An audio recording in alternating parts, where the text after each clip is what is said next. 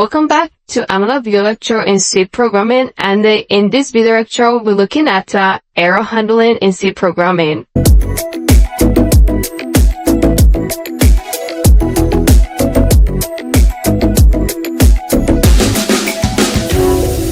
So there might be a time an error will occur. As a developer, how can you be able to handle this error? So let's go ahead and look at an example on how to handle errors in C programming. A simple example that is very common among developers and among users of software is the use of 0 to divide numbers. Okay, so you can't be able to divide numbers using 0. So how can you be able to save your program from messing up whenever users try to do that? Let's go here and see just a simple code to do that. Somewhere say int x is equal to, let's say 4 plus semicolon and int y. So int y is equal to 0 and let the result be int result plus semicolon at end. And that is, so now let's use an if statement to check the result. So I'm going to say if y is equivalent to 0, so if y is equivalent to 0, then fprint of. So for us to work with 0, so I'm going to say stdl error. So for you to do stdl error, you're going to use stdl ELL. So play comma, and I'm going to say 0 cannot divide on number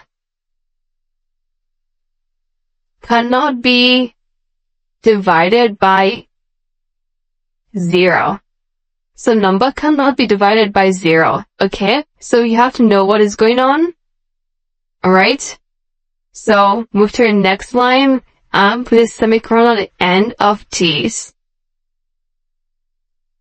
So, or what if the number is not 0? So it's going to print out just normal. Alright? It's going to print out just normal. So let's go here and say our result is equal to, so result is equal to x divide by y. So result equals x divided by y, and put a semicolon at the end and try to print this out. So because we're working with error and we're trying to handle error here, stdl error, we're going to write the value. I'll say the result is %d, because we are working with an integer, and put a semicolon at the end and go ahead and put results. So put a semicolon at the end of these and let's try to run this code and check it out. So run this code. So number cannot be divided by 0. Okay, you see that? Because y is equal to 0. Okay, so close this and let's change y to 8 and let's make y to be 2. Run this code and check it out. Our result is 2. Okay, you see that?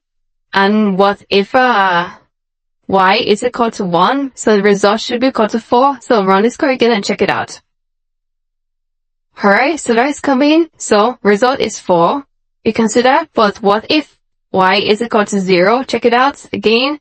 number cannot be divided by 0. So you can see that we can be able to handle errors very well and very simple to work with in C programming language. So I believe that you've learned something very good in this lecture, and if you have any question, please try to use the question and answer section, and try to make sure that you practice very well, and in any way you are going to practice to ensure that you become better. Please try to do, and I'll always be here to respond to your questions, and I'm going to assure you that I'll be with you to the end of this. So thank you so much, and we're happy to come to the end of this.